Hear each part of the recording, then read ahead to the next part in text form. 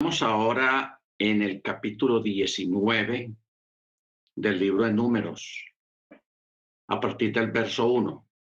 Esta parachá se llama Jucat. Jucat.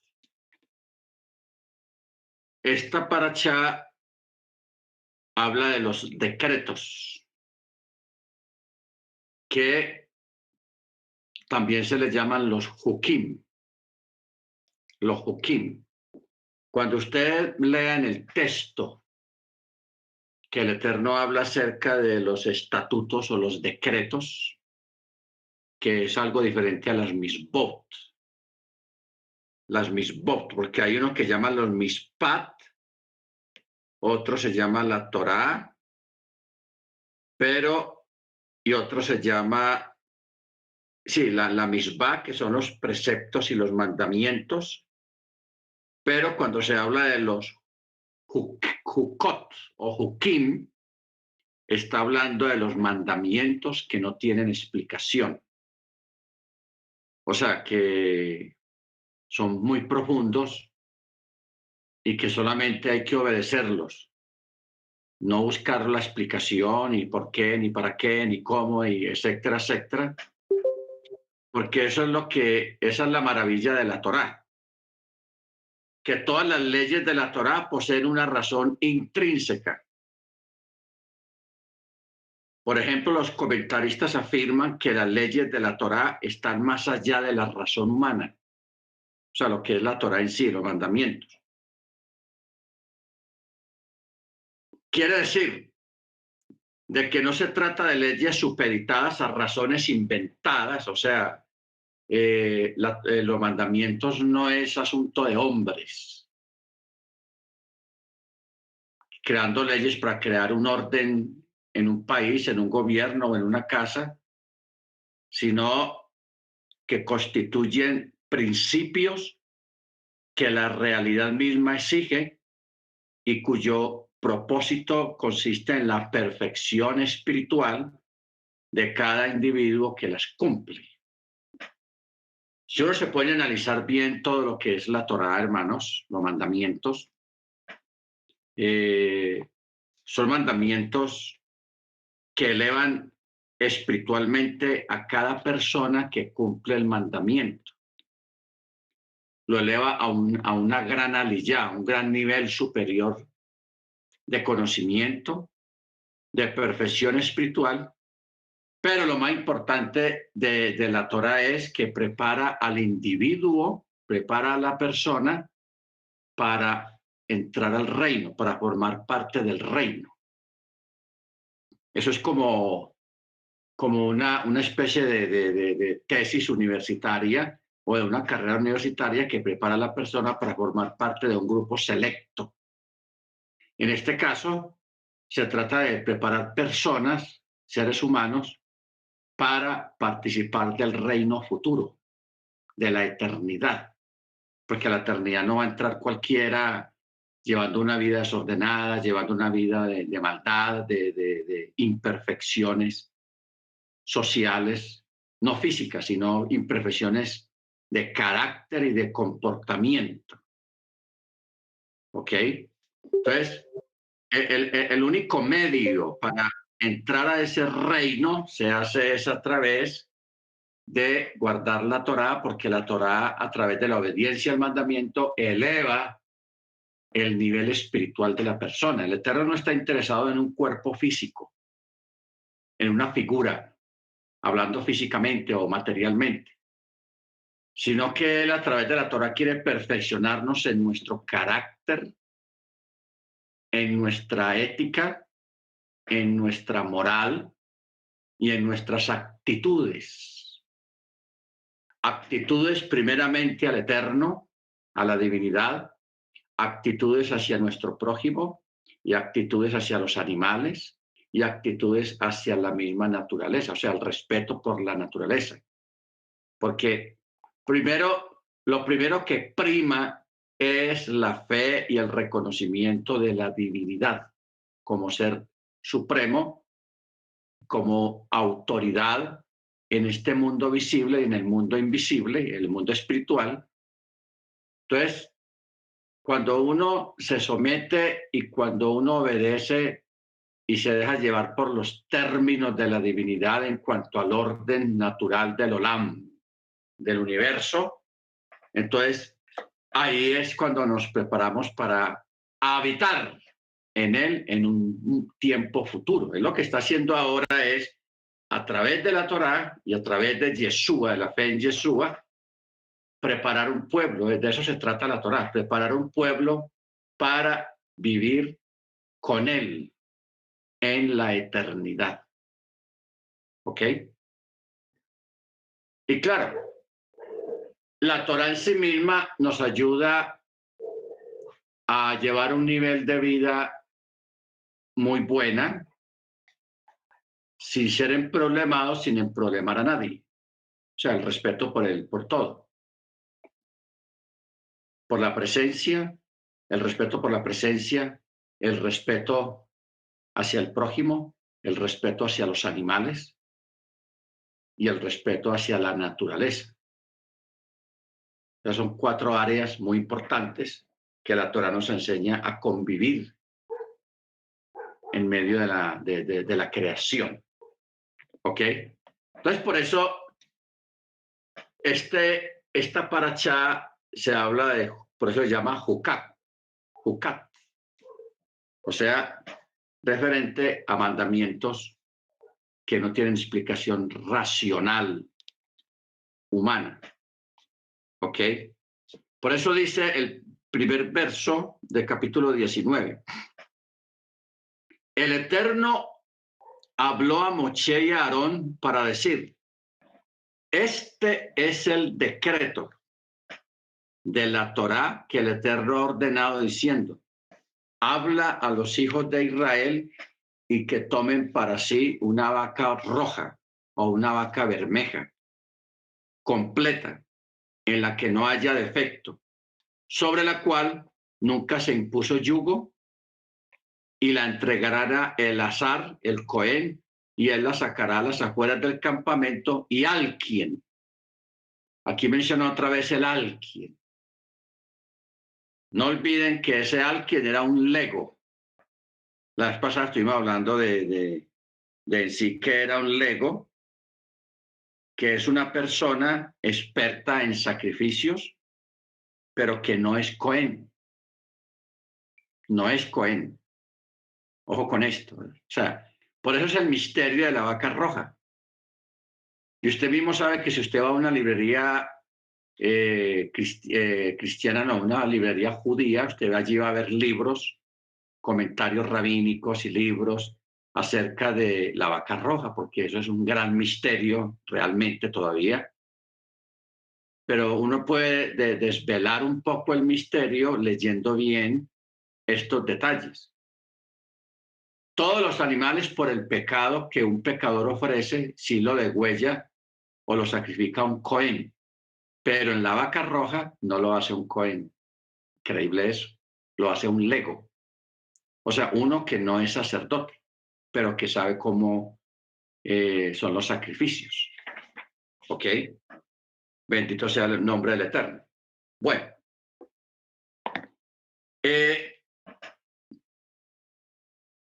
ustedes saben, hermanos, que la Torá emplea diversos nombres para referirse a los preceptos, o sea, a los mandamientos. El más frecuente se llaman los mishpat, mishpat, que es la ley o el juicio, que lo que se ocupa de los asuntos legales. Son los mishpatim.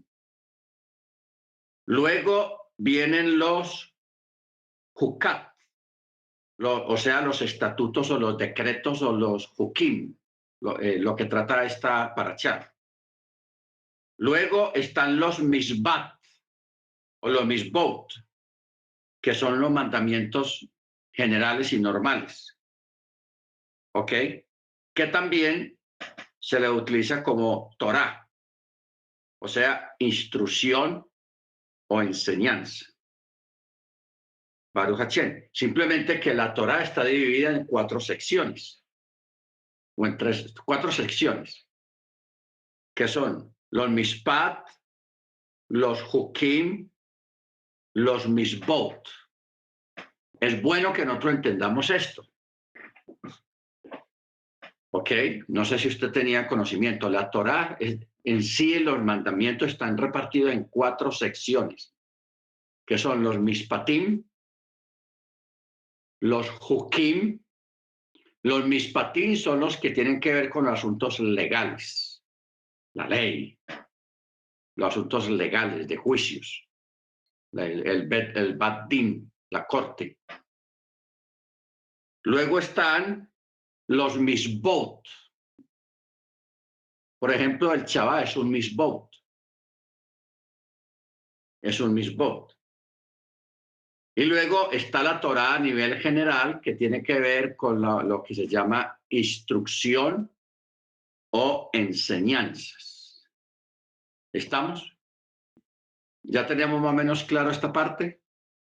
Mishpatim, Hukim, los Misbot y la Torá.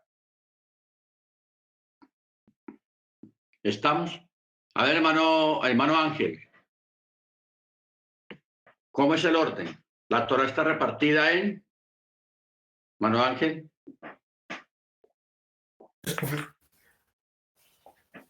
Sí, en la Torá, en Mishpatim, en los Mitzvot, y me falta uno, Hukim. Hukim, exacto. Hukim, Mitzvot, Mishpatim y la Torá. Ok.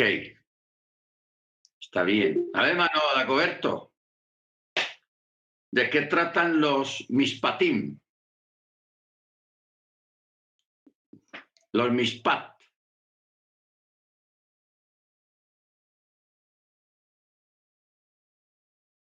A ver, alguien que pueda... Sí, hermano Dagoberto.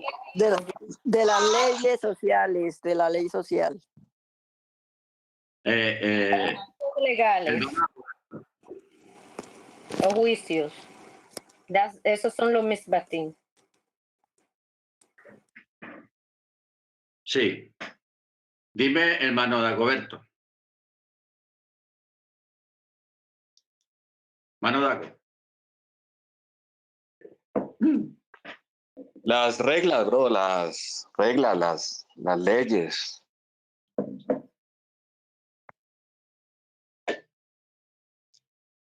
Sí, los MISPAT tienen que ver con los juicios de carácter jurídico y legales. O sea, los juicios que un asesinato, que un robo, cosas así de carácter legal. Esos son los MISPAT. A ver quién me dice qué son los JUCOT, los JUCAT o los JUKIM. Leyes que no son de fácil explicación, pastor. No tienen una regla, una cuestión racional para nosotros entenderlas. Amén. Así es, hermana Cecilia. ¿Cuáles son los misbot? O sea, los preceptos o mandamientos, los misbot. A ver quién puede decir algo al respecto. Los misbot.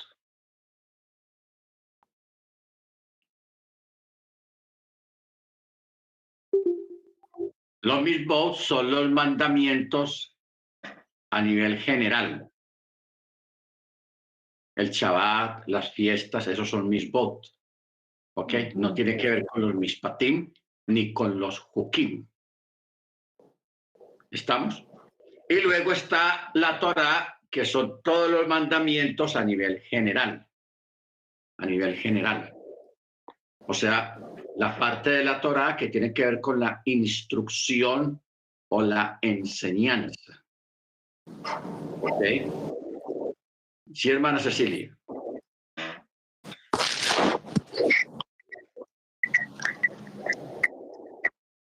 ¿Me pregunta algo, pastor? Sí, porque como encendiste el micrófono, pensé que ibas a decir algo. Ah, no, pastor, tal vez equivocadamente. Ok. Perdón. Tranquila, hermano. Muy bien, o sea, esto es importante a nosotros aprenderlo, hermanos, porque Esto forma parte de lo que es el conocimiento de la Torá en sus diferentes subdivisiones. ¿Ok? Y todo tiene que ver con el número 4. Hay 4 subdivisiones de la Torá. 4 son los caminos para el entendimiento de la enseñanza de la Torá, que es el Pardes, Pechat, Remes, Deruz y Sod. 4 son las especias que se usan en la fiesta de Sukkot. ¿Se acuerdan? 4 son las estaciones del año también. Y también hay otro 4 que tiene que ver con los 4 puntos cardinales, las 4 estaciones. En fin, el número 4 está muy relacionado a nivel de gematría dentro de las mismas escrituras. Entonces, por eso es bueno nosotros entender esta parte que estamos mirando aquí en este momento, las 4 subdivisiones de la misma Torá, en cuanto a lo que significa cada cosa, porque uno, por ejemplo, ese texto que está allá en Génesis.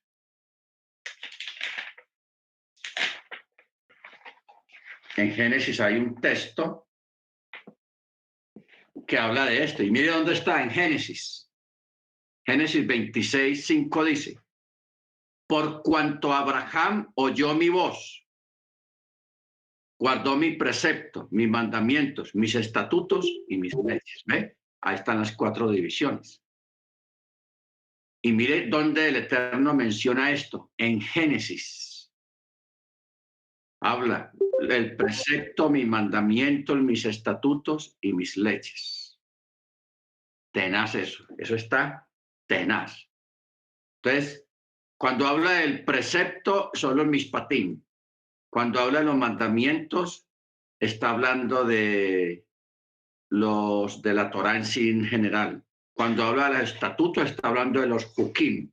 Y cuando está hablando de las leyes, está hablando de los mishpatim. O sea, los asuntos legales, los juicios de asunto legal. ¿Ok? Muy bien. Aquí, hermanos, porque acordémonos que en el verso 2 dice claramente, este es el decreto, este es el jucat de la vaca roja, porque está hablando de la vaca roja. Ahora, yo quiero que miremos antes de que sigamos adelante algunos hukim. Hay muchos, pero solamente vamos a mencionar algunos. El primero se llama Yibum. Yibum. El Yibum es la jucat de casarse con la esposa de un hermano fallecido. En caso de que este hermano no haya tenido descendencia. Está hablando a nivel familiar, no está hablando a nivel de congregación. ¿Ok? Sino a nivel familiar. Casarse con la esposa de un hermano fallecido en caso de que éste no haya dejado descendencia. Esto es considerado un hukat, un huk. O sea, no hay explicación el por qué hay que hacer eso. Claro, los sabios a nivel de genética, a nivel de ciencia, tratan de dislucidar el por qué este mandamiento, el por qué este estatuto, pero realmente no hay, hasta ahora no hay una explicación ni científica ni espiritual para explicar el por qué este mandamiento. Se llama Yibum. Yibum. Luego está el Chanest. El Chanest. El Chanest es el mandamiento que prohíbe mezclar la lana con el lino. Lana y el lino. Ahora, hay algo curioso en este mandamiento que es bueno que lo tengamos en cuenta. en el sentido de que, por ejemplo, al sumo sacerdote, cuando usted estudia la parte del sumo sacerdote, usted se da cuenta que dentro de la vestidura del sumo sacerdote, los calzoncillos o los interiores, palabra elegante, pero la Torá dice calzoncillos, son de lino, pero el resto de la vestidura que tiene encima el sacerdote es de lana. Entonces uno dice, bueno, está prohibido para todo el mundo mezclar lana y lino, pero el sumo sacerdote sí lo puede hacer. Eso es un hook. El por qué el sacerdote sí lo puede hacer. Pero también nosotros lo podemos hacer. ¿En qué sentido? De que los tzitzit, algunos cuerdas del tzitzit pueden tener lino y el resto puede ser lana. Y el resto de la vestidura del varón puede ser lana. O sea que con los tzitzit también se puede hacer el mezclar lana y lino, pero solamente a nivel de tzitzit y el sumo sacerdote. ¿Ok? Si alguno de ustedes, hermanos, tiene alguna explicación o un comentario, un midrash acerca de esto, pues, hombre, puede hacerlo. Solamente marque, prenda el micrófono, que yo aquí me doy cuenta cuando usted enciende el micrófono y le doy la palabra, que sería bueno escuchar aportes, que sería una gran bendición escucharlo a usted si usted tiene algo que aportar acerca de los hukim. En este caso del sumo sacerdote, o en el caso de los tzitzit, que sí se pueden mezclar lana y lino, pero solamente en el caso de los tzitzit. Bueno, el otro es el Seir Hamishtalea. Seir Hamishtalea. ¿Qué quiere decir Seir Hamishtalea? Cuando se envía el macho cabrío al desierto en Yom Kippur, o sea, Azazel. También se le llama Seir la Azazel. Es un misterio.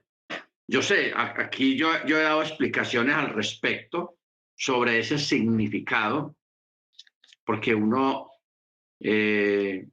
recordemos que el Brit Hadashah del Nuevo Testamento a nosotros nos arroja muchas luces acerca de cosas que eran un misterio en el antiguo pacto, pero que hoy en día a través del nuevo pacto y la venida del Mesías, que vino a revelar muchas cosas y a sacar a la luz muchas cosas, entonces uno ya puede hacer un midrash, hacer un comentario o decir algo acerca del tema.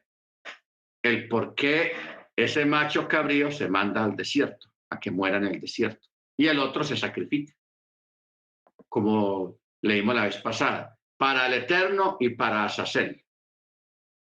Y eso es un hook, o sea, es un misterio, es un mandamiento que no tiene explicación todavía. Y el otro se llama, el que estamos viendo ahora, Adumá. Para Adumá, o sea, la vaca roja. La vaca roja. Bendito sea el nombre del Eterno. Entonces tenemos claro esto, hermanos. Aquí tenemos solamente como 4 nomás, pero son varios, son más. Si usted sabe otro, bien pueda decirlo. Ok. Bendito sea el nombre del Eterno. Bueno, entonces vamos a seguir. Capítulo 19 en el verso 3. Dice: esta vaca la entregarán a Eleazar el Cohen y él la sacará a las afueras del campamento, y al quien, el lego se llama, le dicen el lego, al quien que no es sacerdote, la degollará en su presencia. ¿En presencia de quién? De Eleazar. Eleazar el Cohen tomará algo de la sangre con su dedo y rociará de su sangre hacia la parte frontal de la tienda de la cita 7 veces. Quemará la vaca ante sus ojos. Su piel, su carne, su sangre, su estiércol los quemará. Y el Cohen tomará madera de cedro, hisopo, lana carmesí y los arrojará en medio del quemazón de la vaca, o sea, cuando es quemado. Bueno, tengámonos aquí, hermanos, porque aquí hay mucho que decir.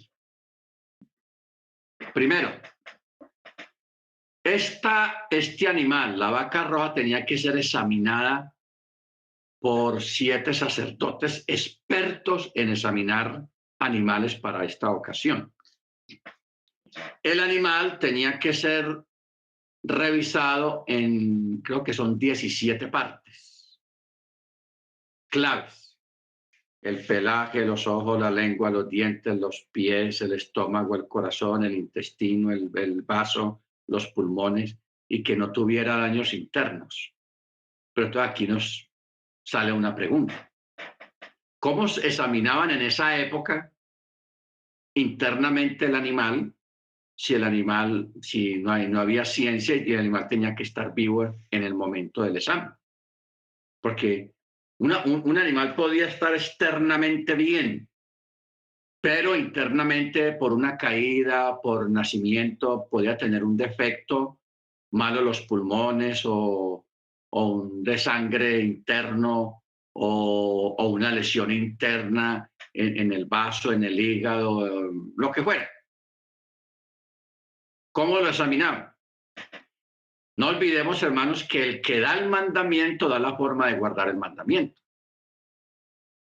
El animal lo llevaban estos 7 expertos y entraban en la nube. O sea, en el santuario descendía la nube, que era una representación de la presencia del Eterno, del Ruach HaKodesh en medio del pueblo. Y ellos entraban en la nube, y cuando ellos entraban en la nube con el animal, lógico, el animal se volvía transparente. O sea, traspasaba la piel y se podían ver los órganos internos del animal, cuando ya tocaba revisar la parte interna del animal. ¿Ok? El corazón, los pulmones, en fin, todos los órganos que estuvieran en su lugar y estuvieran en perfecto estado. Esto, hermanos, es realmente un milagro, una cosa muy portentosa que el Eterno hacía en esa época, desde poder ver una transparencia como un rayos X y poder auscultar el animal por todos lados, unos aquí y otros acá, y mirarlo por dentro, que todos sus órganos estuvieran perfectos. Y él podía proveer ese modo, pero había que hacerlo dentro de la nube. Eso era tenaz, muy tenaz eso. Entonces, cuando ya los sacerdotes sacaban el animal afuera, que ya lo veían que estaba perfectamente en buenas condiciones a nivel interno, entonces ya lo aprobaban. Si el animal tuviera un pelo blanco o un pelo negro, quedaba descartado, no era apto. El asunto no era arrancarle el pelito. Si solamente tenía un pelo negro o un pelo blanco, hoy en día, pues con nuestra cultura maliciosa, ¿qué hace la persona? Arranca el pelo y ya, no pasó nada, ya está listo el animal. Pero eso no se podía hacer. Simplemente si el animal tuviera un pelo, solamente un pelo o 2 pelos de otro color, que no fuera el bermejo o el rojo, no era apto para el sacrificio, para esa ceremonia tan especial. ¿Estamos?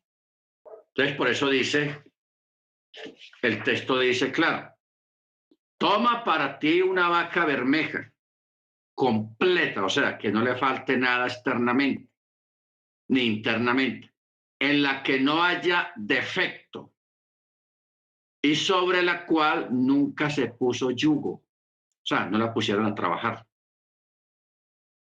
No la pusieron a trabajar.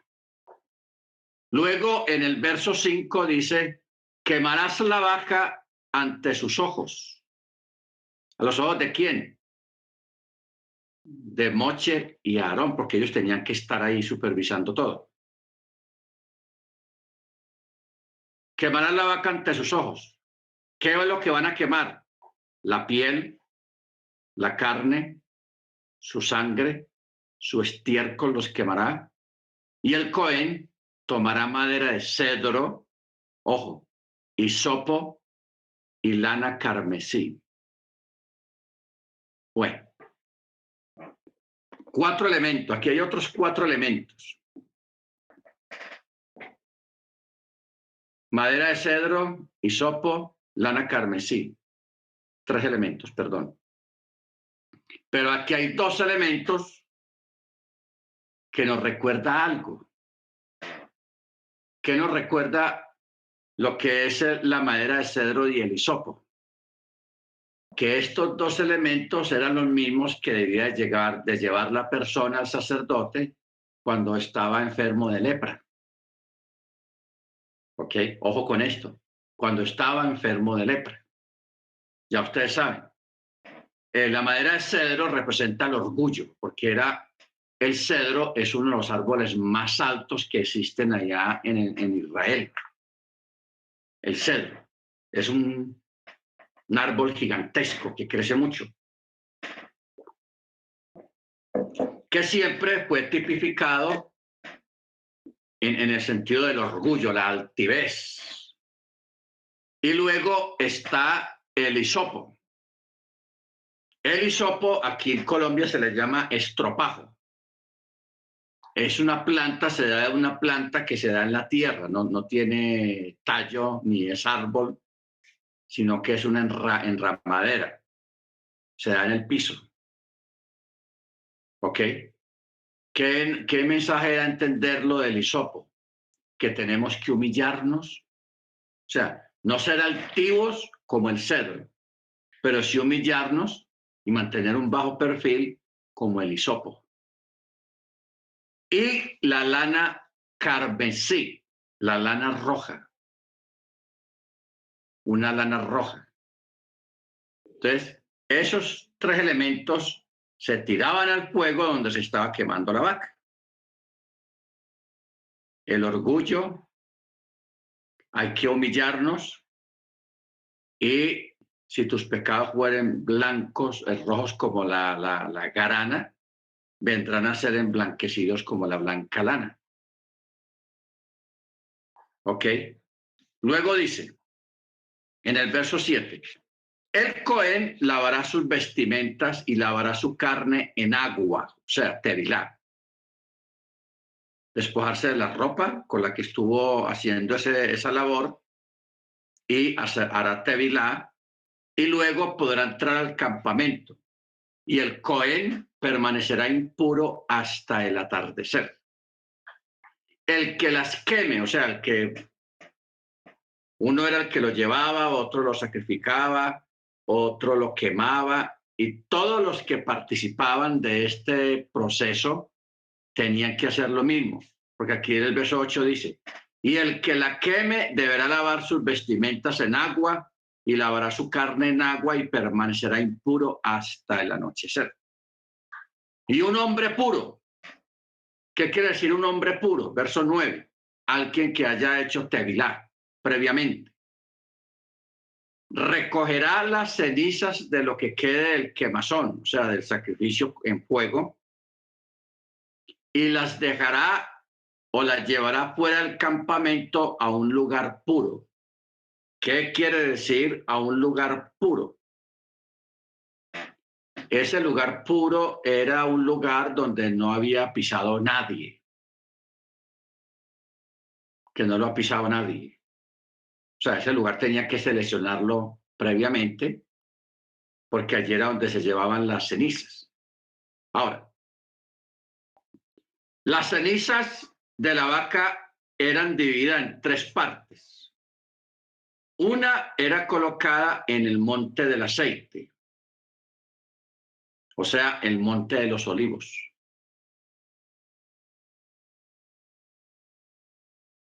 Otra parte era dividida entre los 24 guardias, o sea, los turnos que el mismo David había establecido para los Coanim, para trabajar en el templo. y otra parte era colocada en el gel. El gel era un espacio, una área que rodeaba el templo, que rodeaba el templo. Bueno, la otra parte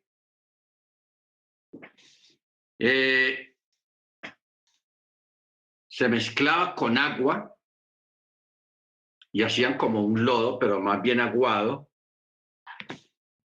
y con eso lo rociaban al santuario y rociaban al pueblo para santificarlo.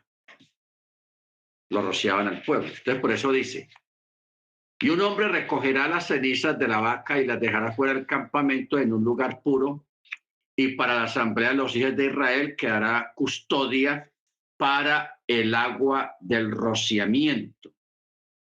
El agua del rociamiento. Y es para purificación. Entonces, mire lo que dice aquí el verso 10. El que recoja las cenizas de la vaca también deberá lavar sus vestimentas y hacer tevilá, y permanecerá impuro hasta el atardecer. Para los hijos de Israel y para el prosélito, entre ellos será un estatuto perpetuo. Perpetuo. ¿Ok? Estatuto perpetuo. Entonces, y aquí viene la pregunta, ¿por qué es un hook esto de la vaca roja? Porque uno se pregunta, ¿cómo es posible que un elemento que sirve para purificar y santificar un lugar o unas personas impurifica a los que participan en el proceso? O sea, el que la degüella, el que la guía, el que hace el fuego y la quema y echa la vara de cedro y la lana carmesí y también el hisopo. Y luego el que recoge las cenizas cuando ya se quemó todo, recoge las cenizas y las lleva a un lugar y las reparte en los 3 lugares que mencionamos. Y luego la persona que va y busca agua pura, agua viva, y mezcla esas cenizas que quedan con esa agua y rocía el tabernáculo, el altar, y rocía el pueblo para purificarlos. Pero ellos, los que participan de ese proceso, quedan impuros. Quedan impuros hasta el anochecer y tenían que ser tevilá. Entonces, ¿cómo algo que es para santificar y purifica a los que participan en el proceso? Esa es la pregunta y ese es el misterio. ¿Por qué ellos quedaban impuros? Como un midrash, recordemos una clase que tuvimos esta semana o la semana pasada, hablando de imponer las manos con ligereza. ¿Se acuerdan? Eso posiblemente tiene que ver con eso. Tiene que ver con eso. De no echar las perlas a los perros o no ponerle una argolla de oro brillante, bien bonita, en la nariz de un cerdo. Eso tiene que ver con eso ahí. ¿Alguien quiere decir algo al respecto? Bien puede, hermanos. Hablen, digan, opinen. Denos un midrash acerca de esto que estamos mirando aquí. De este hook de la vaca roja. A ver, hermano Freddy, hermano Álvaro, hermana Beatriz, hermana Ángela, hermano Guillermo, hermano Agoberto. Una pregunta, ¿por qué el creador exige que tenga que ser la vaca roja? ¿Por qué no puede ser otro color? Ok, tiene que ser la vaca roja porque así lo determinó el Eterno. Él dijo que tenía que ser una vaca bermeja, roja. Porque en parte el rojo tiene un significado dentro de la cultura israelita que tiene que ver con los sacrificios cruentos en cuanto al color de la sangre, que es roja. ¿Ok? Por eso en el templo por un tiempo se utilizó el hilo rojo en la entrada del templo, que se utilizaba ese hilo rojo, se utilizaba precisamente en Yom Kippur, porque cuando caía la noche se ponía un hilo, podía ser blanco o rojo.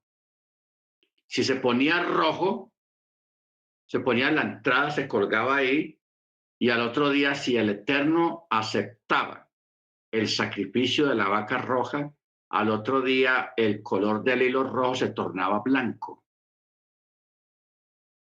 Cambiaba de color y se ponía blanco. Y si él rechazaba ese sacrificio de la vaca roja, el hilo permanecía rojo, no se tornaba blanco. Como una forma de que el Eterno rechazaba ese sacrificio, porque de pronto no pudo haber habido un arrepentimiento sincero del pueblo, o había un anatema dentro del pueblo, etcétera, etcétera, etcétera, cualquier falta que hubiere dentro del campamento del pueblo de Israel. Entonces, el asunto es que esto es un mandamiento, el Eterno con detalle lo especificó. La vaca o este animal tiene que ser completamente rojo. Rojo. Ahora, el animal después de la destrucción del templo no volvieron a ver en el planeta Tierra vacas rojas, desaparecieron del mapa. O sea, es algo muy parecido a otros 3 elementos que han desaparecido, que se extinguieron. Uno es el molusco, de donde se sacaba el color azul para los tzitzit. Eso desapareció. Otro fue las vacas rojas, no volvieron a aparecer. Y otro es el animal que tiene un cacho que se me olvida el nombre. Unicornio. El unicornio. El unicornio, que en hebreo se le llama el jasalón, algo así, creo que el jasalón. Ese animal desapareció porque cumplió su función en la época en que la tienda de la cita estaba en el desierto y estaba cubierto de pieles, que parte de las pieles era del unicornio. Pero como ya se construyó un templo sólido, ya no se necesitaba más piel de unicornio, entonces este animal desapareció del mapa. No desapareció y no va a volver a aparecer nunca. Porque en un futuro se va a reconstruir un templo, más no un tabernáculo como el del desierto, sino un templo sólido como el que construyó Salomón. ¿Ok? Entonces estos son más o menos 3 animales que se extinguieron, menos la vaca roja, porque la vaca roja ya volvió a aparecer hace unos pocos años. En Estados Unidos nació un ternero rojo. Y ahí mismo le echaron mano en Israel. Cuando le dieron cuenta de eso, le ofrecieron mucho dinero al campesino para que les vendiera este animal y se lo llevaron para Israel para que se multiplicara allá. Entonces ya hay varios animales rojos.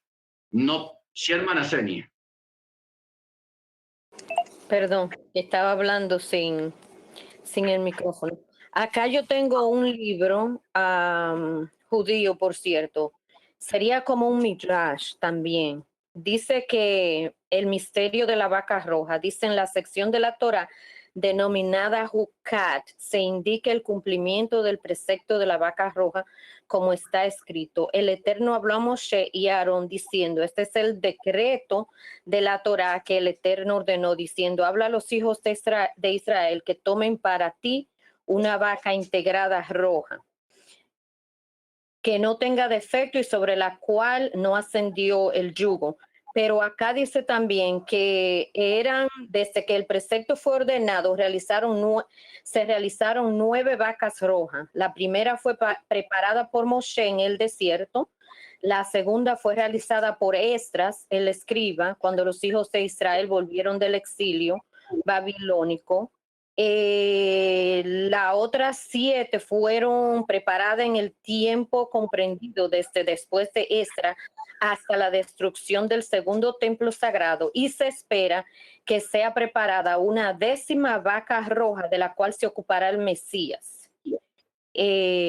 Básicamente eso es lo que dice, para que la 10ª vaca roja sea preparada, obviamente se requiere la venida del Mesías. Eso es lo que yo tengo. Explica un poco más sobre eso, pero no quiero seguir porque es su clase. Gracias. Ok, hermana, a usted. Ok, no debemos de olvidar, hermanos, de que este animal, la vaca roja, fue un animal que el Eterno proveyó en su momento cuando estaba los primeros templos en pie, que luego cuando fue destruido el segundo templo, pues el animal desapareció. No volvió a aparecer a nacer una vaca roja hasta este tiempo que volvió a existir la vaca roja de nuevo. Ahora, algo que nosotros tenemos que tener cuidado es acerca de la imitación. Usted sabe que Hasatán, que el Eterno lo reprenda, es un imitador. Y él también, dentro de su imitación, que él va a hacer en un futuro para convencer a los judíos, es que él va a presentar una vaca roja. ¿Ok? Ahora, parte de lo que nosotros debemos de conocer, hermano Freddy, a ver si me ayuda a buscar este texto, cuando dice, ¿quién es este que viene con sus vestidos ensangrentados, llenos de sangre? Y que la respuesta, eso está en los profetas, que la respuesta dice, viene de pisar el lagar de la ira. El lagar. A ver si leemos ese texto, hermano Freddy o hermano Ángel, el que lo encuentre primero. Bueno.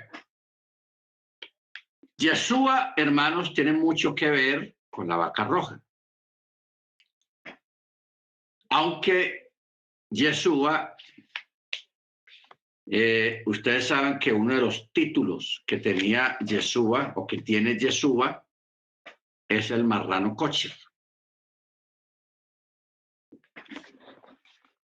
A ver, no leí, alcancé a leer el texto. Isaías. Sería 63. ¿Cuál? Isaías 63:1, pastor. Isaías 63:1. Ok. 63:10. Yo empezó el lagarto. Muy bien, sí, este es el texto. Dice, ¿quién es este que viene de Edom? De Bosra, con ropas enrojecidas. ¿Quién es ese magnífico en sus vestiduras que marchan la grandeza de su poder? Yo, el que sentencio con justicia, poderoso para salvar. Y a él le pregunto,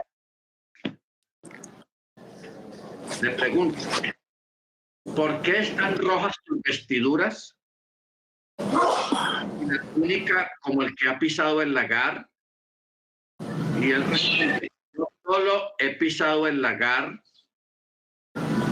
Nadie me ayudó. Nadie había conmigo. Los aplasté con mi ira, los pisoteé con mi furor, y su sangre salpicó mis vestiduras y manché todas mis ropas. Amén. Manché todas mis ropas. Luego, ahí hay un texto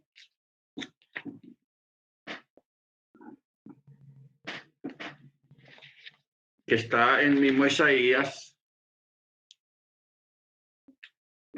1:18. Dice, venid pues y estaremos a cuenta, dice Yahweh. Aunque vuestros pecados sean como la grana, como la nieve serán emblanquecidos. Y aunque sean rojos como el carmesí, vendrán a ser como blanca lana. Este texto de Isaías 1:18, complementado con Isaías 63, ¿quién es este que viene de Bosra? Viene de Edom, de Bosra. O sea, esta profecía también tiene que ver con el Mesías, que esto prácticamente es lo del Armagedón, el Armagedón, ¿ok? La gran matanza de la venganza de la ira del Eterno. Por eso le preguntan, ¿quién es ese magnífico en sus vestiduras que marcha en la grandeza de su poder? Yo, el que sentencio con justicia, poderoso para salvar. ¿Por qué están rojas tus vestiduras y la túnica como el que ha pisado el lagar? Y él dice, yo solo he pisado el lagar y de los pueblos nadie había conmigo. Nadie había conmigo. Bueno, todo esto está relacionado, hermanos, con la vaca roja. En especial con el Mesías, porque la vaca roja representa al Mesías. ¿Ok? Representa al Mesías en el sacrificio cruento que se realizó en el madero. Amén. Muy bien. Sigamos. Estamos en el capítulo 19, en el verso 11. Dice, el que toque el cadáver de cualquier ser humano será impuro un periodo de 7 días. Él se purificará con ella al tercer día y en el séptimo día. O sea, en el tercer día hará tevilá y en el séptimo día hará otra vez tevilá. Y luego se volverá puro. Pero si no se purifica en el tercer día y en el séptimo día, no se volverá puro. O sea, no es declarado puro. Todo el que haya tocado cadáver de un ser humano muerto y no se haya purificado, si ha contaminado el tabernáculo del Eterno, esa alma será cortada de Israel, porque no ha arrojado sobre él el agua del rociamiento, por lo cual que permanecerá impuro y su impureza todavía estará en él. Esta es la instrucción de un ser humano que muera en una tienda. Todo el que entre en la tienda y todo lo que esté en la tienda será contaminado durante un periodo de 7 días. Cualquier utensilio abierto que no tenga una tapa pegada a él será contaminado. Cualquiera que en el campo abierto toque un muerto por espada o a cualquier otro muerto, el hueso de un ser humano o una sepultura se volverá impuro durante un periodo de 7 días. Para el impuro tomarán un poco de las cenizas de la quema de la vaca de purificación y sobre ello pondrán aguas vivas en un recipiente. Y un hombre puro tomará el hisopo y lo sumergirá en agua y rociará sobre la tienda, sobre todos los utensilios, sobre todas las personas que habían estado allí, así como sobre el que haya tocado el hueso, al muerto por espada, al muerto por otra razón o a la sepultura. El puro rociará sobre el impuro en el tercer día y en el séptimo día, y en el séptimo día lo purificará. Luego lavará sus vestimentas en agua, y él se lavará en agua y se volverá puro hasta al anochecer. Pero un hombre que se haya contaminado y no se haya purificado, esa alma será cortada en medio de la congregación. Si ha contaminado el santuario, porque no se habrá arrojado sobre él el agua del rociamiento, impuro es. Esto será para ellos un decreto perpetuo. Un decreto perpetuo, y el que rocíe el agua del rociamiento deberá lavar sus vestimentas en agua, y el que toque el agua del rociamiento será impuro hasta el anochecer, y todo lo que el impure toque se contaminará, y la persona que toque será impura hasta el anochecer. Tenaz eso.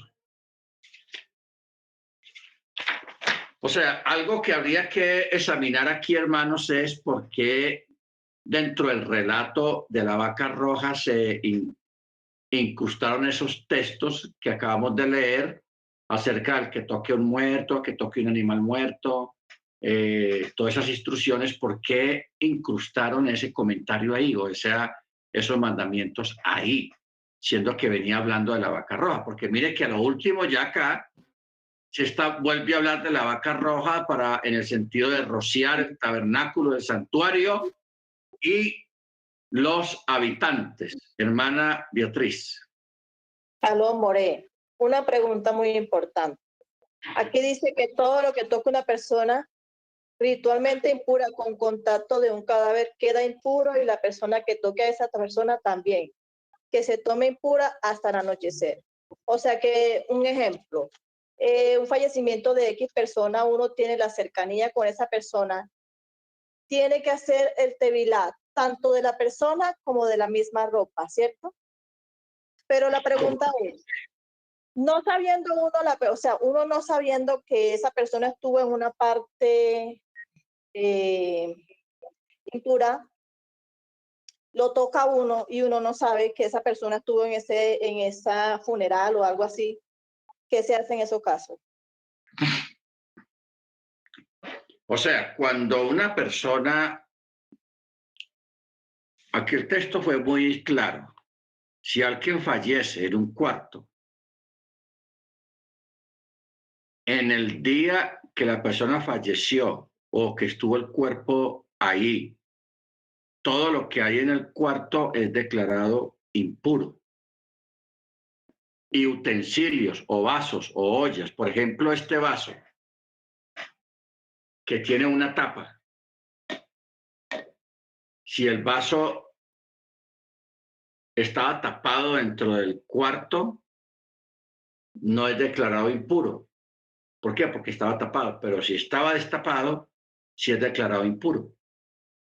¿Ok? Entonces, ¿qué pasa? El por qué una persona o el cuarto donde estuvo el cadáver, el difunto, llamémoslo así, porque como hablamos la vez pasada, el cuerpo de una persona que ya fallece empieza a expeler los líquidos y los gases. Entonces, esos gases se impregnan del cuerpo, se impregnan de lo que está alrededor en el cuarto. Por eso es que el cuarto es declarado impuro. Entonces, si una persona entra ahí, lógicamente, pues está participando de esa impureza por haber entrado al cuarto donde está el difunto o haber tocado un objeto del cuarto. Esa persona, cuando regrese a su casa, tiene que hacer tevilá antes de entrar a su casa. O cuando entre a su casa, hacer tevilá y cambiarse la ropa completamente. Entonces, esa es más o menos la reglamentación que tiene que ver en este caso con los difuntos. O el cuarto o los objetos que estaban cerca o dentro del cuarto donde estaba el difunto. El asunto es que yo no entendí bien. Sí, hermana Jennifer. La hermana decía que, por ejemplo, si un familiar de algún conocido se muere, nosotros no sabemos si le damos el pésame, por decir algo, el pésame, lo abrazamos, pero no sabemos, desconocemos si esa persona tocó al muerto. O sea, estamos ignorando esa parte. Eso es a lo que se refería a ella. ¿Cómo saber yo si él lo tocó y ya estoy pura yo también? Porque al abrazarlo, al darle el pésame, pues no sé si tocó al muerto. Siento yo que eso es a lo que se refería la hermana. Pero bueno, por ignorancia, porque no sabemos si lo tocó o no lo tocó. Bueno, yo creo que el Eterno ahí ve que nosotros desconocemos esa parte. O sea, es más bien a nivel de prudencia. Usted sabe que cuando una persona fallece, pues lo llevan al anfiteatro para que lo preparen y todo eso. Entonces, muchas de las personas familiares más cercanas no tienen ya contacto con el difunto. Ahora, el asunto es que el texto comienza diciendo que la persona que tocó cadáver será impura 7 días. 7 días. Está en el verso 14. Dice, esta es la instrucción acerca de un ser humano que muera en una tienda. Todo lo que entre en la tienda y todo lo que esté en la tienda se contaminará durante un periodo de 7 días. Cualquier utensilio abierto que no tenga una tapa pegada a él se declarará contaminado. Igualmente, si alguien se encuentra o se topa con un cuerpo de un muerto, de un difunto, o un animal, o un hueso, o una sepultura, también se volverá impuro durante 7 días. More. Sí, hermano. No, pero venga. Aquí hay un detalle que no estamos saliendo, diría yo. ¿Me escucha bien? O sea, el problema no es que la escritura es clara. El que toque el cadáver de una persona muerta. La escritura no está diciendo, o la pregunta que la hermana está, es que no he podido entender bien esa pregunta, pero a mí lo que me interesa es, ¿qué dice la escritura? El que toque el cadáver de una persona será impuro, o el que toque un esqueleto, que también dice la escritura eso, o el que toque un esqueleto, o cualquiera que toque en el campo algún asesinado. Entonces, la cuestión es, si yo toco el cuerpo, yo, Freddy García, toco el cuerpo, el cadáver de ese muerto, ya sea dentro de una tienda, voy caminando, hay un muerto y lo toco, yo quedo impuro, o toco un esqueleto, quedo impuro por 7 días. Al tercer día de estar impuro, debo hacer tevilá, y a los 7 días, si hice el tevilá al tercer día, que salgo de la impureza. La pregunta aquí sería entonces, listo, yo sé que estoy impuro, o sea, si yo soy de Torah, listo, no me toque tal cosa. La pregunta es, entonces, si yo voy caminando y alguien, como dice la hermana, me da el pésame, porque aquí no estamos hablando de un familiar, es que es donde yo me confundo un poco o estamos sacando la idea. O sea, no es que me den un pésame porque yo me puedo contaminar, según las escrituras, por mi padre y por mi hijo, por mi esposa. Creo que es así, si no me corrige Moreno. Pero en esta parashá estamos diciendo el que toque el cadáver de una persona será impuro. O sea, no es un familiar, es una persona que me encontré o llegué a una casa, como dice, hay una tienda, un esqueleto, un cementerio. Yo quedo impuro. Entonces, ¿por qué me va a dar un pésame a mí si no es un familiar mío? No sé si me hago entender ahí y porque pronto nos desviamos del tema. Es el que toque el cadáver de una persona será impuro. Que esté en una tienda, en una tumba o en un esqueleto. Eso es lo que dice la escritura en esta parashá. Entonces no es que alguien me vaya a dar a mí un pésame, porque es que esta parashá no está hablando del pésame sobre uno de los míos fallecidos, sino es que voy caminando y toco un cuerpo. No sé si me hice entender como en ese paréntesis, mi Moreno.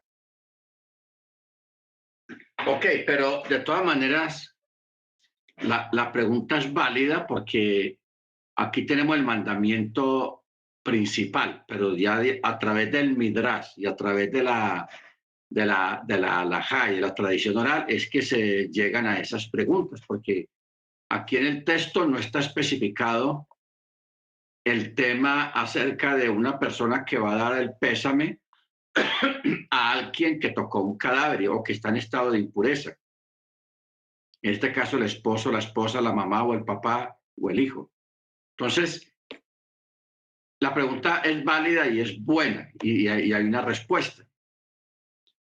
La persona que va a dar el pésame a la viuda o al que perdió su papá o su mamá o su esposa o un hijo y va a dar el pésame, lógicamente esa persona a quien le van a dar el pésame pues ha tocado el cuerpo, porque mucha gente lo acostumbra, tocar el cuerpo. Hay otros que no, pero otros que sí. La persona que va a dar y hace contacto físico, sea con la mano o un abrazo, esa persona carga la impureza, pero no por los 7 días, sino hasta el atardecer, porque así está especificado a nivel de halajá. ¿Ok? O sea, prácticamente y ahí se deduce de que una persona limpia se impurifica con tocar a una persona que está impurificada, que está en estado de tamé. Hermano Ángel. Bien, pues, hermano Ángel. Gracias, Raf. Yo tengo otra pregunta, Raf. Ya hablando de esto. Bueno, ahí en el 19:14 dice que cualquiera que entre, dice, cuando una persona muera en una tienda, todos los que entren a la tienda y todos los en la tienda estarán inmundos por 7 días. Ahí no habla de tocar, ahí es mucho más amplio. Es decir, que todos los que vayan al funeral, porque está la presencia del muerto, pues quedan inmundos. Esa es una. Otra que puedo ver, Rap, si una persona va a dejar flores a su mamá, ¿sí? Y ya la fue a visitar, estuvo en el panteón o cementerio, no sé cómo le digan allá, fue a ver su sepulcro, le hicieron el aseo, le limpiaron. Obviamente ya tiene muchos años de muerta y regresa y me saluda, ¿me quedo yo inmundo? O sea, ya no es que se acaba de morir, sino que fue a hacer el aseo, limpió, pero estuvo en el cementerio. Y como vienen de fuera y me visitan, y obviamente pues lo tengo que saludar, ¿quedaría yo inmundo? Ok. Eso está ahí mismo. More, En el verso 16. Verso 16. Cualquiera que en campo abierto toque a un muerto por espada o a cualquier otro muerto o el hueso de un ser humano o una sepultura, una tumba, no importa el tiempo que lleve el difunto ahí, solamente dice que tocó una sepultura, se volverá impuro durante un periodo de 7 días. Ahora, la pregunta que plantea la hermana es, si la persona que tocó una tumba, vieja o lo que sea, pero está impuro durante 7 días, viene alguien y lo saluda, sea por otro motivo, un saludo normal, esa persona queda impura hasta el atardecer, no por 7 días, sino hasta el atardecer. Esa es la aclaración que yo quería hacer. El que tocó el hueso o el muerto o el difunto o lo que sea, directamente sí son 7 días de impurificación, impuro por 7 días. Pero alguien lo saluda, lo toca, le da un abrazo, etcétera, etcétera, etcétera. Ese alguien que vino solamente quedará impuro hasta el atardecer. Esa es la aclaración. El que lo hizo en forma directa, 7 días. El que lo hizo en forma indirecta, solamente hasta el atardecer quedará impuro. ¿Ok? Muy bien. Vamos a pasar al capítulo 20, que aquí está la segunda parte del otro tema. O sea, aquí está el otro tema. Dice así, los hijos de Israel, toda la asamblea, llegaron al desierto de Sin en el primer mes y el pueblo se asentó en Cades de Bernea. Y allí fue donde murió Miriam. Allí fue donde murió Miriam, la hermana de Moche, y allí fue sepultada. Y no había agua, otra vez el problema, el agua. No había agua para la asamblea y se reunieron contra Moche y contra Aarón. Y el pueblo contendió contra Moche y exclamaron diciendo, ojalá hubiésemos fallecido por la misma muerte de nuestros hermanos delante del Eterno.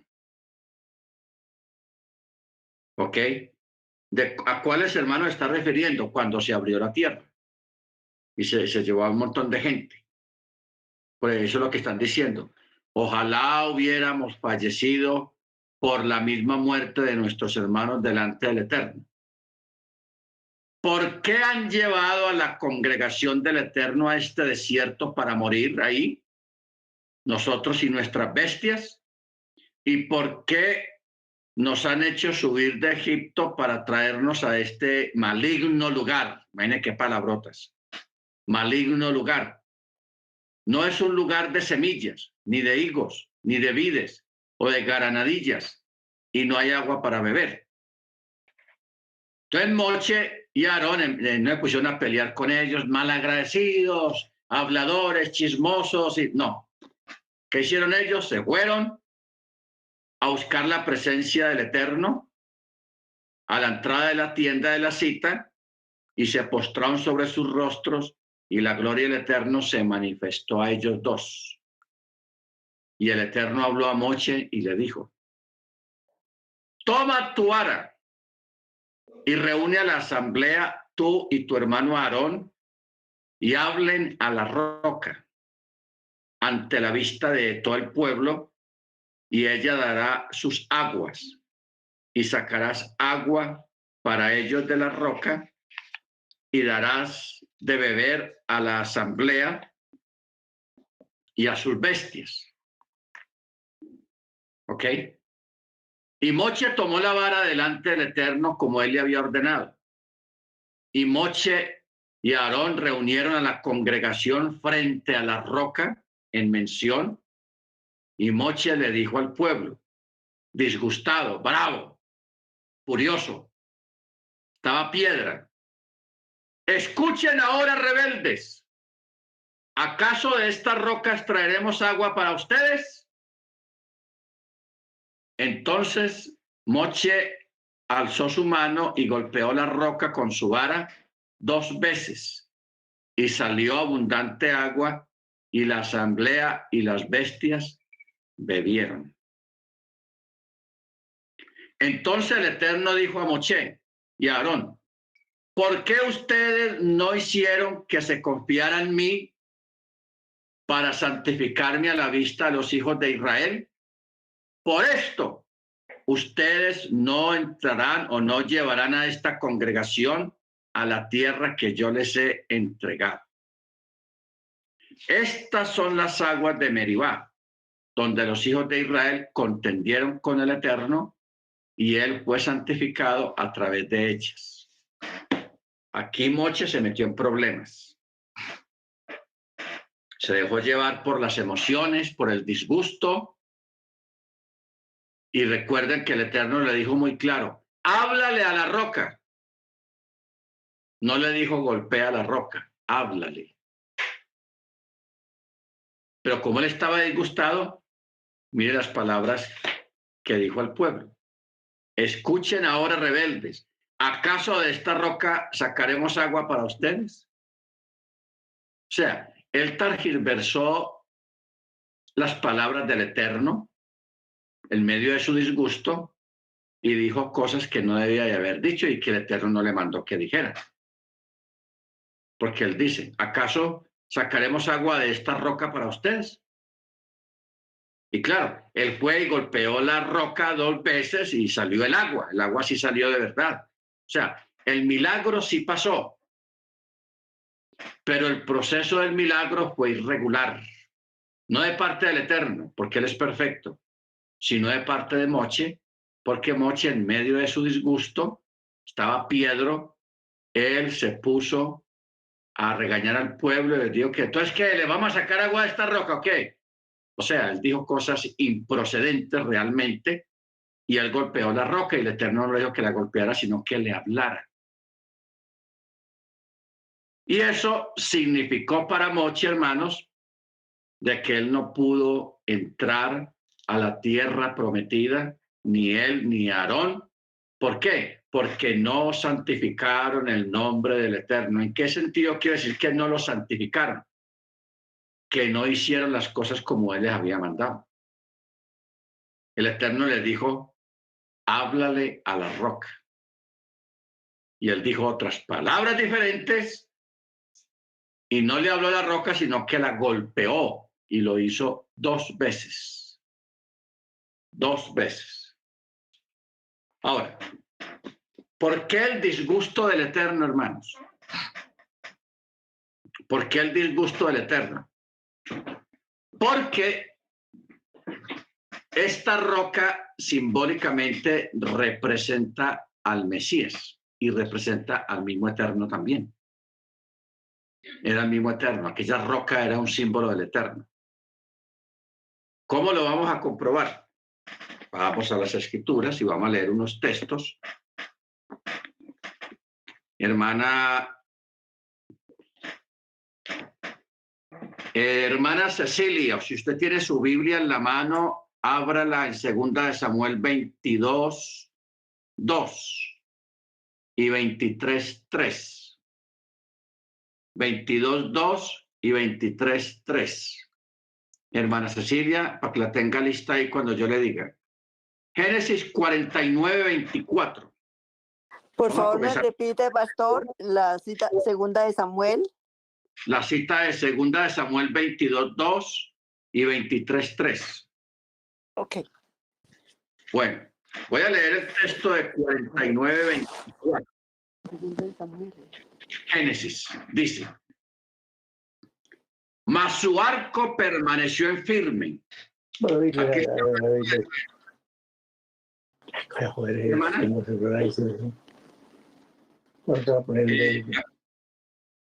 aquí está hablando de Joseph. Está hablando de Joseph y dice, verso 24, mas su arco permaneció en firme y fueron fortalecidos los brazos de sus manos por las manos del fuerte de Jacob. De allí el pastor, la piedra o la roca de Israel. Ojo con esto. Las manos del fuerte de Jacob, el pastor, de allí el pastor, la piedra de Israel o la roca de Israel. O sea, aquí ya nos está dando a entender que el mismo Yahweh tiene un título que es la roca, la piedra. Otro texto, Deuteronomio 32, 4. Deuteronomio 32, 4 dice, mire cómo dice, atribuir la grandeza a nuestro Elohim. Él es la roca cuya obra es perfecta, todos sus caminos son justos, Elohim de fidelidad, sin injusticia, justo y recto es él. Tenaz. Ojo con lo que dice aquí. Yahweh es la roca. Yahweh es la roca cuya obra es perfecta. Hermana Cecilia, bien pueda leer 2 Samuel 22, 2.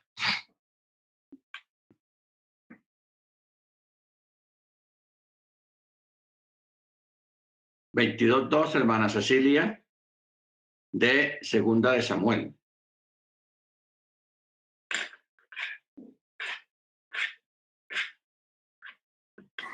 Ya leo, pastor, dame un segundito. 2 Samuel 22, 2 dice así. Yahweh es mi roca y mi fortaleza y mi libertador. Amén. Y el 23, 3 dice, el Elohim de Israel ha dicho, me habló la roca de Israel. Habrá un justo que gobierne entre los hombres, que gobierne en el temor de Elohim. Amén.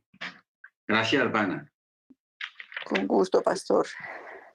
En el libro de los Salmos 28:1, o sea, yo quiero que leamos estos textos, hermanos, para que entendamos la gravedad de esto que estamos leyendo aquí en esta paracha.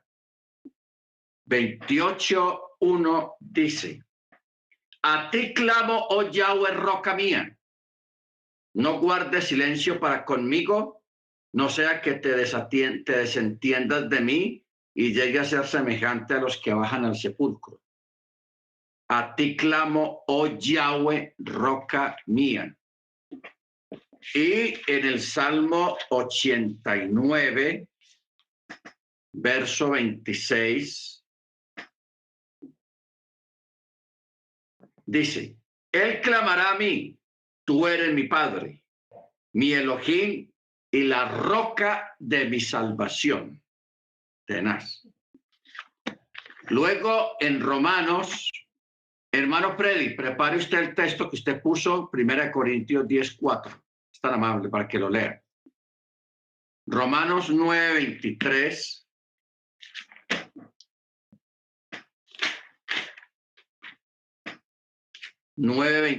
Dice, no, 9:33, perdón.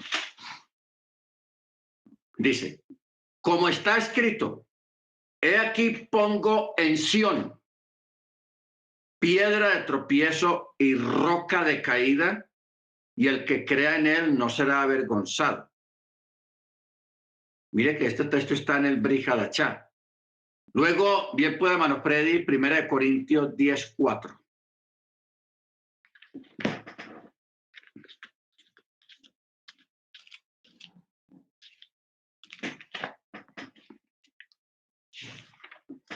Y todos bebieron la misma bebida espiritual, porque bebían de la roca espiritual que los seguía, y la roca era Cristo. Amén. ¿Cómo la ve? Y la roca era el Mesías. Por eso este texto es tenaz y es muy importante para que entendamos, hermanos, la embarrada y el error que cometió Moche por dejarse sacar la piedra, disgustarse por el pueblo. Por el pueblo. Ahora, vamos a hacer aquí un complemento. Vamos a hacer un complemento. Ustedes saben que hoy en día, socialmente o políticamente o democráticamente, se dice que dice la gente, la voz del pueblo es la voz de Dios, así se dice, que la voz del pueblo es la voz de Dios. Y dice que cuando el pueblo se revela en contra de un gobierno, que sea malo o lo que sea, que hay que hacerle caso al pueblo, que porque el pueblo es el que manda, el pueblo es el que emite el voto o el pueblo es el que manda. ¿Ok? Ahora, esta forma de pensar occidental es incorrecta. Es incorrecta. ¿Por qué? Porque ni la voz del pueblo es la que manda, ni la voz del rey o del presidente es la que manda, sino que lo que debe de mandar es la constitución de un país, o sea, las leyes de un país. Eso es lo que manda, no la voz del pueblo. Porque mire usted qué tal que Moche le prestara atención a este pueblo, hermanos, tan rebelde, tan malagradecido, tan groseros que son. ¿Qué tal que Moche o el Eterno le hiciera caso al pueblo? ¿Qué fue lo que trajo la caída de Israel 2 veces? En parte. La primera caída que tuvieron, el tropiezo que tuvieron con el Eterno fue cuando pidieron rey. Queremos un rey, queremos un rey. Y el Eterno les dijo, ¿pero acaso yo no basto para vosotros como rey? ¿Por qué queréis otro rey? Queremos un rey. El Eterno, bueno, quieren rey, tenga. Les puso a Saúl. Y de ahí salieron un montón de reyes, unos salieron buenos, otros regular, otros malos y otros re malos. La mayoría re malos. Que eso fue parte de la caída de Israel como pueblo por haber desechado a su rey. No quería al Eterno como rey. Tenaz eso. Luego, la otra caída fue, hermanos, con Saúl. Saúl, el Eterno lo mandó a destruir a Amalek y el Eterno le dio instrucciones. No me traiga allá ni una aguja, ni una paja. Vea, el calzado, los zapatos, sacúdanlos antes de entrar al pueblo porque no quiero ni polvo de allá. No me traigan nada, porque el Eterno sabe quién es Amalek. Pero ¿qué hizo el pueblo? Vieron un ganado, unas vacas hermosas, un ganado hermoso, bonito. Uy, qué bueno para ofrecer al Eterno en sacrificio. Entonces, fueron y hablaron con Saúl, el rey, y el rey, 1 Samuel, le paró cañas, como dicen en algunas partes, les prestó atención.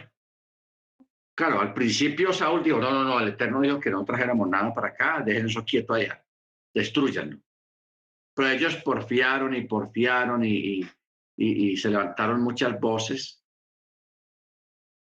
Y Saúl, el rey, por prestarle atención al pueblo, cometió un error muy grave. Aceptó que se trajeran ese ganado bonito para ofrecerlo al Eterno, no era para nada malo, hermanos, porque ni siquiera era para ellos comerse la carne y hacer una fiesta de asado, un barbecue, no era para eso, era para ofrecerlo al Eterno en sacrificio.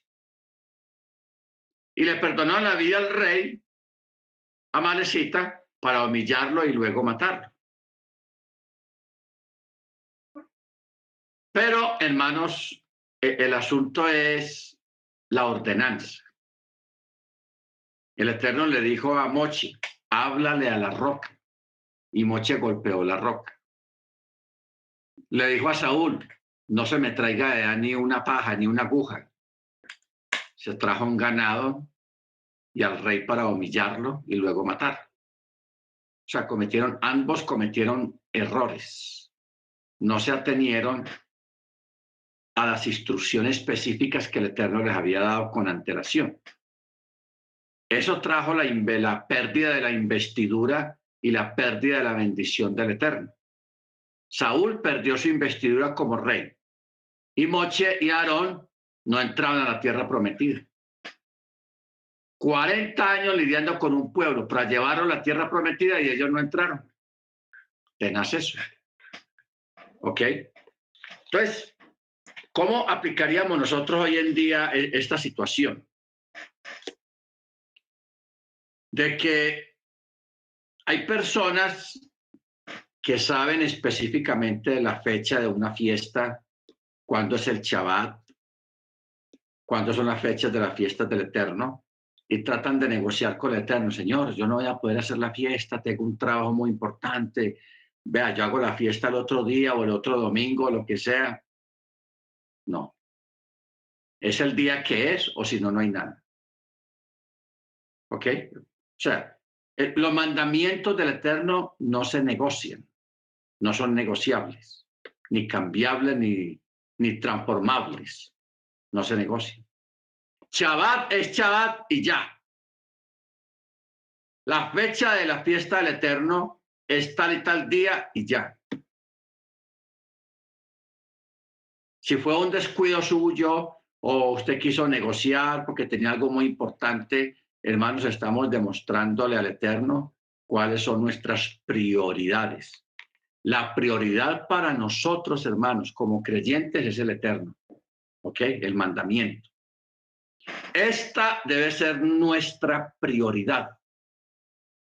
Ya de ahí para abajo hay otras prioridades, la familia, el trabajo, la salud, los hijos, etcétera, etcétera, etcétera. Bien pueda con ellas.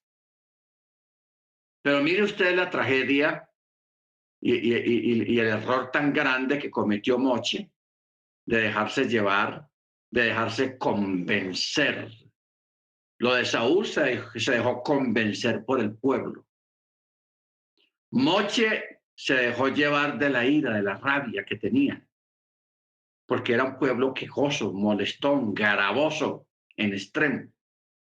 Nosotros muchas veces damos, hermanos, con personas garabosas, personas molestas, personas cansonas, pero lo que sea, hermanos, tenemos que mantenernos firmes en cuanto a la Torá y al mandamiento, no negociar. Porque hay gente que llega a nosotros, no, vea, entonces como no pudimos guardar, no vamos a poder guardar el Shabbat, porque tenemos esto y esto y aquello, entonces lo hacemos el domingo, lo hacemos al otro día hacemos el Shabbat. No, no se puede. Sí se puede. O si no, tal y tal cosa. O sea, empiezan a presionarlo a usted, usted manténgase ahí. Primero es lo primero. Y los mandamientos del Eterno no son negociables, hermanos. No son negociables. O se hacen o no se hacen y punto. Ya. No más de ahí.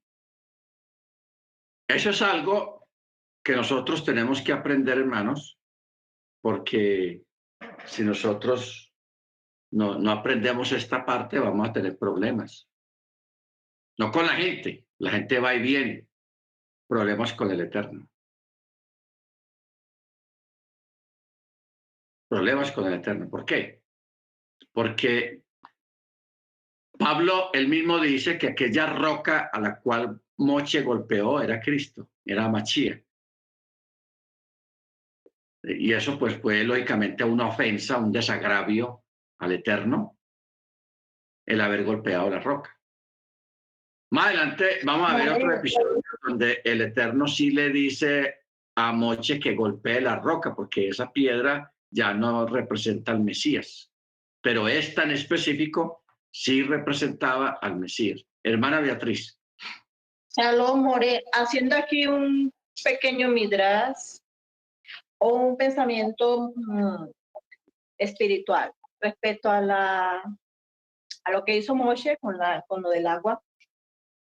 Realmente lo que yo pienso, y me parece que es así, que lo que el Eterno quería en ese momento con el pueblo hebreo incrédulo o rebelde o desesperado porque todo lo querían ya, el Eterno quería era como probar o seguir probando la fe y la confianza en el Mashiach. Pero tampoco podía quitarle la autorización que él le había dado a Moshe, por cuanto él lo amaba y él era un padre de fe y que enseñaba y por medio de él se veía la gracia del Eterno. Pero lo que realmente yo pienso que el Eterno quería era probar la confianza y la fe en aquellas personas en el momento que padecían la sed, pero ellos prefirieron alterarse y provocar la ira de Moshe, pero eso le costó. Eso es lo que yo pienso. O sea que nosotros todo el tiempo vivimos desesperados, con una desesperación innumerable que todo lo queremos ya. Eso pasó en esta tierra, por eso también él llevó parte del castigo porque no acató una orden. Ni el pueblo hebreo acató la orden del Padre, ni Moisés tampoco en el momento. Entonces, esa es mi acotación, que el Eterno quería era probar la obediencia y la fe de la persona en ese momento, porque en ese momento él estaba presente. Amén, amén. O sea, la respuesta, hermanos, la tenemos ahí mismo en el verso 12 al final. Mire cómo dice, porque ustedes no hicieron que se confiara en mí para santificarme a la vista de los hijos de Israel. Por ello ustedes nos llevarán a esta congregación a la tierra que yo les he entregado. Entonces aquí usa la palabra santificar. Y todos nosotros sabemos que cuando hablamos de santificar es cuando usted obedece un mandamiento. Cuando usted abre el Shabbat, usted está santificando el día del Shabbat. ¿Cómo se santifica el día del Shabbat? Cuando usted lo separa y guarda el Shabbat. En este caso, Moche no santificó el nombre del Eterno porque él no obedeció la instrucción que el Eterno le dio. El Eterno le dijo, háblale a la roca y la roca te va a dar agua. Ese es el acto de santificar. O sea, cuando se obedece un mandamiento, cuando usted obedece un mandamiento, usted está santificando el nombre del Eterno, quien fue el que dio ese mandamiento. ¿Ok? Es importante tener en cuenta esta parte para que nosotros entendamos bien qué es lo que quiere decir para santificarme a la vista de los hijos de Israel. Bendito sea el nombre del Eterno. Bueno, yo quiero escuchar a los hermanos, alguien que quiera hacer algún midrash como lo hizo la hermana Beatriz, la hermana Cecilia también, la hermana Jennifer también, los otros hermanos, hermano Ángel, hermano Freddy, acerca de estas dos cosas, lo que es la vaca roja y lo de la roca, que eso es una tragedia tenaz. Bien pueda, hermano Ángel. Shalom, Rap, buenas tardes. Fíjese que mientras estuvo hablando de la vaca roja, Rap, me llegó una pregunta. Esta vaca roja va a ser pues sacrificada en el tercer templo. Y hablando del tercer templo, Rap, me llegó una duda. Cuando sea la gran tribulación, ¿el tercer templo ya estará levantado o no? Porque como es una señal, será importante que nosotros identifiquemos si para la tribulación o la gran tribulación ya estará levantado el templo, el tercer templo. Y de lo de la roca, sí estuvo muy tenaz que ellos no se dejaron guiar por su emoción, se airaron, y siendo que Moshe era el hombre más manso que había sobre la tierra. Se me hace sorprendente que un hombre más manso sobre la tierra se haya dejado, pues enojó, le dominó su enojo, su ira, y bueno, sí le costó muy caro. Y eso es lo que pasa, a veces no nos damos cuenta de que, como usted dice, no guardar Shabbat o querer cambiar o negociar las cosas que no se pueden negociar. Las personas ponen en segundo lugar los mandamientos, los mitzvot que el rey ya ha impuesto.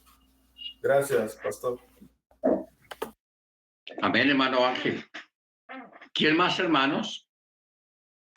¿Quiere? Hermano Freddy. Shalom, mi more. Lo que pasa es que mucha gente, o bueno, digamos los sabios o los grandes estudiosos de las escrituras dicen o dan a entender que la Torah tiene como 2 o 3 versiones, y lo que hicieron fue hacer esto, more. Es como unirlos en un solo texto. ¿Cierto? Entonces, cuando uno empieza a analizar lo que decía el hermano Ángel en número 12:3, en verdad Moisés era un hombre muy humilde, más humilde que cualquiera que había sobre la tierra, ¿cierto? Entonces, da a entender que unos escribas vieron eso de Moisés. Es como el Evangelio, está escrito, es uno visto por 4 hombres diferentes. 2 de ellos apóstoles, un científico, un médico, y el otro, bueno, no me acuerdo. Entonces son puntos de vista. Pero bueno, hay varias cosas que anotar. Uno, nosotros a veces queremos enseñar, nosotros a veces queremos elevarnos espiritualmente, pero a veces por las emociones a veces no miramos las consecuencias que trae eso. Porque el conocer más significa que necesitamos darle más a Dios. Hay mucha más exigencia para que el que conoce más que el que conoce menos. Entonces, en el caso de Moisés, era el único que pudo subir al monte Sinaí, hablar, como dice las escrituras, cara a cara con el Eterno, sentir su presencia, su gloria, y se dejó llevar por sus emociones, por esa ira, porque sintió ira, sintió enojo, sintió desesperación porque el pueblo lo estaba presionando, y no escuchó esa voz dulce que le dijo, háblale a la roca. Entonces, como mi aporte más que mirar todo lo que dice las escrituras es cómo estoy yo con el Eterno, cuál es mi posición frente al Eterno, qué estoy haciendo con todo esto que estoy aprendiendo, y cómo me ha cambiado la vida para que realmente pueda agradar al Eterno. Porque todo esto son enseñanzas y consecuencias que han traído los hombres, pero para nuestra vida en este momento también es muy, muy, muy importante. Es como mi aporte, mi More. Amén. Está excelente el aporte. ¿Quién más quiere aportar más? Hermano Maicon, hermano Agoberto, están muy calladitos. Qué pena, mi More, antes que otro hermano intervenga, porque hay muchos que quieren intervenir. Yo quiero una pregunta y tengo como la duda, pero no quiero terminar este chaval con eso. Hermano, cuando la vaca roja se consume toda, es decir, se quema a fuego, y luego aparece el que toque el cadáver de una persona será impuro por 7 días, da a entender que es agua limpia en la cual se tiene que purificar la persona y están las cenizas de la vaca roja, solamente se da para esta purificación de aquella persona que toca un cuerpo, el cadáver, o ya no se vuelve a presentar nada más ni More, o cómo lo veo ahí, o son dos temas diferentes, porque es que me llama la atención de que se consuma todo y luego las cenizas son llevadas a un lugar limpio, digamos así, mezclados con aguas, y luego parece que una persona que toque el cadáver queda impuro, para el tercer día se tiene que purificar. Entonces diríamos que esa persona que tocó el cuerpo o el cadáver, mejor el cadáver o el cuerpo muerto, tiene que purificarse con esa agua limpia mezclada con las cenizas de la vaca bermeja. ¿Es así, mi More? ¿O aquí hay dos temas diferentes? Ok. Primero tengamos en cuenta que la vaca roja era un sacrificio que se hacía una vez al año, en Yom Kippur. Parte de esa ceniza se guardaba hasta que durara un tiempo, porque no duraba un año tampoco. Entonces, mientras duraba el tiempo, mientras había ceniza de la vaca roja, se usaba los contaminados por tocar un muerto, un cadáver, se usaba la ceniza roja. Ahora, cuando ya no había ceniza roja que se había acabado, de la vaca roja que se había acabado, de todas maneras la persona tenía que hacer el procedimiento de guardar los 7 días, de hacer purificación y presentarse al sacerdote y ofrecer con un animal, y ofrecerlo en sacrificio con un animal, no una vaca roja, sino un cordero o un chivo o otro tipo de animal, porque en sí la ceniza no duraba un año completo, y este sacrificio de la ceniza era solamente una vez al año, y en Yom Kippur. En Yom Kippur habían dos cosas muy importantes: la vaca roja y Azazel, o sea, los dos chivos que eran en Azazel, y eso era precisamente en Yom Kippur. Hermana Beatriz. Salón, More, venga, yo le rectifico la pregunta que el hermano específicamente quiere saber. Él especifica que si la ceniza de la vaca roja purifica a la persona de la impurificación. O sea, que si esa ceniza sirve para purificar a la persona en esos 7 días, ya queda purificado. Eso es lo que él quiere saber. Sí, claro, por eso me estoy refiriendo de que, porque el texto mismo lo dice, cuando alguien se hubiera impurificado, etcétera, etcétera, usaría las cenizas de la vaca roja mezclada con agua pura, y servía para santificar a la persona que se había impurificado con un muerto. Entonces, para eso se usaba eso también, ¿ok? No solamente para santificar el santuario y todo el pueblo en general, sino también a los que estaban contaminados con lo de la impurificación por un cadáver. Lo que yo estaba explicando era que cuando ya se terminaba las cenizas, ya había otro sistema de purificación sin el uso de la ceniza, cuando ya no la había, que eso lo vamos a ver más adelante, porque eso está aquí mismo en la Torá. Simplemente que aquí se está dando una opción de que si una persona en los días después del sacrificio de la vaca roja podía hacer uso de las cenizas de la vaca roja para purificación por tocamiento de un cadáver o de una tumba o de unos huesos. Sí se puede, claro, porque la misma Torah lo acabamos de leer ahora hace un momento. Amén. Mil gracias por eso. Me queda claro todo. Amén. ¿Quién más, hermanos? Amén. A ver, hermano Dagoberto. Danos, hermana Senia. Sí. Yo solo tengo una, no diría yo una pregunta, pero sí quizá. Me pongo a pensar que Aarón, mientras Moisés estaba arriba hablando con Yahweh para los mandamientos, Aarón estaba preparando el becerro de oro. Pero todavía el becerro de oro, él todavía, a pesar de haber hecho eso mal con el becerro de oro, todavía no se le había prohibido entrar a la tierra prometida.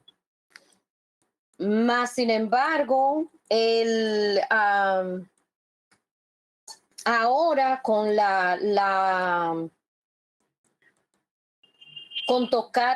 golpear la roca y ser partícipe de ello, porque quien la golpeó fue Moshe, pero al él ser partícipe de ello, ya ahí se descartó, ya por lo que veo, el Eterno ya ahí colmó todo. Ya ahí Aarón y colmó todo. Ahí ya no, por eso ya no se le permitió entrar a la tierra prometida. ¿Me entiendes? Ahí solo como que me pongo a pensar. Todavía el Eterno le dio una oportunidad. Lo bueno que él es. Que a pesar de que cometemos errores, pero llega un momento donde ya él tiene un límite que dice ya no más. Y ahí no va para atrás, ni como decimos nosotros, ni para coger impulso. Eso es lo que ese es el pequeño aporte que yo hago, que me pone a pensar ahí. Sí, claro, cuando ocurrió el evento del becerro de oro, pues Aarón sí fue regañado por el Eterno, pero ahí no se le dijo nada de que no iba a entrar a la tierra prometida. Eso, la falta fue por lo de cuando Moche golpeó la roca, porque el Eterno le habló a los dos, porque el texto lo dice que el texto no dice, y el Eterno habló a Moche solamente, no, le habló a los dos. La falta fue de los dos. Y Aarón pudo haber guiado a Moche y haberlo calmado en medio de su ira o decirle, no, así no es, Moche. Acuérdate que el Eterno dijo tal y tal cosa, que le hablara a la roca, no era que la golpees, pero no lo hizo. Pues hizo un acto de omisión en este caso, entonces por eso ocurrió la tragedia de que ellos no santificaron el nombre del Eterno delante del pueblo. ¿Qué quiere decir? Ellos no hicieron las cosas como el Eterno les había mandado hacer y de esa forma no santificaron el nombre del Eterno a través de la obediencia. Porque cuando un creyente obedece mandamiento, está santificando el nombre del Eterno a través de la obediencia a un mandamiento. ¿Por qué? Porque Él, el Eterno, es el que dio el mandamiento, no otra persona. Ya cuando hablamos de un mandamiento de hombres, pues se está honrando al que dio ese mandamiento de hombres. Pero cuando se da un mandamiento del Eterno, se honra y se santifica el nombre del Eterno. Amén. ¿Quién más, hermanos, quiere hacer otro midrash, otro comentario? Bien pueda. Shalom, bro. Shalom. Dago. Bien pueda. Pues esta paracha, como así como lo son todas, eran tremendas enseñanzas. En esta paracha resumimos que todo apunta a nuestro Mashiach Yeshua. En este caso, el simbolismo que representa la vaca bermeja y que él es la roca, como pues ya se ha mencionado anteriormente con los hermanos. Es tremendo cuando digamos que el Cohen Eleazar, lo que menciona la hermana hace un momento, que no escoge, y lo que usted comenta, que no escogen a Aarón, sino que más bien el Eterno, a través de Moche, le dice que escoja al Cohen Eleazar debido al proceso que hubo allá con el becerro de oro, y que él le manifiesta que incinere la vaca bermeja con, pues, con todo lo que está compuesta la vaca, con su carne, su cuero, su piel, sus heces, todo lo que compone la vaca, su sangre, y además que en medio de ella, de ese incendio que se produce por quemar la vaca, también agregue madera de cedro. Eh, la madera de cedro en este caso representa, tiene su simbolismo. El hisopo, cuando a Yeshua, cuando estaba en ese proceso, le fueron a ofrecer también a él para que bebiera agua con vinagre, y que él no lo quiso recibir. Y el hilo carmesí, que representa realmente los pecados del pueblo. Lo que el hermano hace un rato preguntaba de que el por qué la vaca era roja, era bermeja. Pues debido a que el Mashiach representa que él llevó nuestros pecados, ese color rojo, como usted lo manifestaba con la respuesta que le dio al hermano, el color rojo representa el pecado, realmente, nuestras iniquidades. ¿Y quién la llevó en este caso? La vaca bermeja. ¿Y qué representa la vaca bermeja? A nuestro Mashiach Yeshua. Si leemos allí en Hebreos 13:12, tremendo, cuando dice en Hebreos 13:12, si todos lo pueden revisar, yo lo leo aquí de la Biblia Kadosh, dice, así también Yeshua, voy a leer desde el 11, porque el Cohen Hagadol trae la sangre de animales al lugar Kadosh Kadoshim, como ofrenda de pecado, pero sus cuerpos son quemados fuera del campamento. Así también Yeshua sufrió la muerte fuera de la puerta. ¿De cuál puerta? Fuera del templo, para apartar a la gente mediante su propia sangre. Tremendo esto cuando relacionamos, hacemos el paralelo de la parashá que estamos leyendo ahorita con nuestro Mashiach Yeshua, que él fue llevado fuera del campamento, al monte de los olivos, en donde fue el crucificado y llevó nuestros pecados. Él es el sacrificio perfecto, y Baruch Hashem, porque nos permite estudiar las parashá y vemos cómo es esas parashá el espejo del Brit Hadashah, y que todo se cumple en nuestro Mashiach Yeshua, que Él es la roca de la salvación. Según los sabios dicen que Él fue la roca que también cuando Agar estaba en el desierto con Ismael, que ya estaba a punto de morir el muchacho, fue la roca que le dio de beber al muchacho también. Entonces esa roca es nuestro Mashiach. Él es el que nos da la vida, la salvación, y perdonó nuestros pecados. Y Amén. para concluir, como dice también nuestro Mashiach, que si vamos a Él no tendremos nunca sed jamás. Entonces, pues ese es mi aporte, brother. Amén. Gracias, hermano. Sí, porque este texto aquí de Hebreos 13 está hablando de Azazel. Por eso dice, padeció fuera de la puerta, que representa a Azazel cuando fue, que era echado del templo, llevaba al desierto y allí moría el animal. Entonces, por eso el escritor al libro de los Hebreos dice, también Yeshua, para santificar al pueblo por su propia sangre, padeció fuera de la puerta. Y dice el verso 13, salgamos pues a él, fuera del campamento, llevando su oprobio. O sea, que nosotros también llevemos el oprobio que llevó Yeshua a través de la paciencia, de soportar pues las vejaciones y la persecución y todo eso que viene. Porque ya el verso 14 ya remata diciendo, porque no tenemos aquí una ciudad que permanece, sino que buscamos la que está por venir, o sea, la nueva Jerusalén. Bendito sea el nombre del Eterno.